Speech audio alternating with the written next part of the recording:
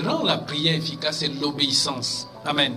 Nous allons voir également que il y a également un autre point qui rend la prière efficace, c'est la confiance en Dieu. Amen. Nous devons avoir confiance en Dieu. Nous devons avoir confiance en notre Créateur. Lorsque nous avons confiance au Père, nos prières, vraiment, ça passe. Nos prières ont de la valeur lorsque nous faisons confiance. Bien-aimé, imagine si par exemple tu es avec quelqu'un avec qui tu n'as pas confiance. Tu marches avec quelqu'un et tu n'as pas confiance en lui. Tu vois, ça va te mettre un peu dans le doute. Tu marches avec quelqu'un mais tu ne lui fais pas confiance.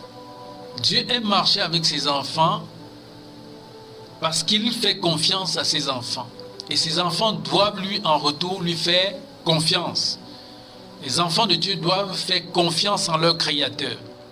Si tu as confiance en ton papa, voilà, c'est une bonne chose.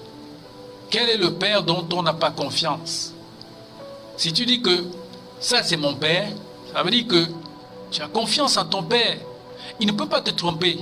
Il ne peut pas te donner les mauvais conseils. Ton père ne peut que te dire des choses qui vont t'aider. Quand un père aime, il dit des bonnes choses à ses enfants. Il se soucie de la réussite de ses enfants. Il a le chagrin lorsqu'il voit que ses enfants sont en train d'emprunter une autre voie, une voie dans laquelle le Seigneur n'y est pas.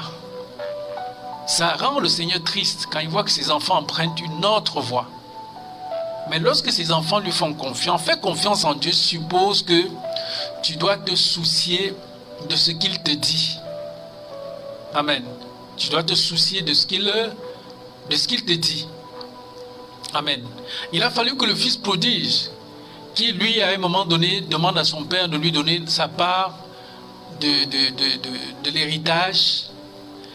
Et le père, il a donné la part de l'héritage de ce jeune fils prodige.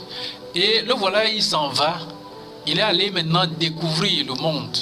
Il s'est rendu compte que lorsqu'on s'éloigne de son papa, ce n'est que chagrin. Ce n'est que chagrin. Il a fait le tour, cet enfant prodigue. Il a mangé son héritage avec les prostituées. Et à un moment donné, son héritage était même fini. Et il avait faim. Et c'est comme ça qu'il est allé vers les éleveurs. Et où est-ce qu'on l'envoie élever? On l'envoie garder le troupeau. On l'envoie plutôt garder un troupeau de porcs. Amen. Nous savons très bien que le porc, c'était un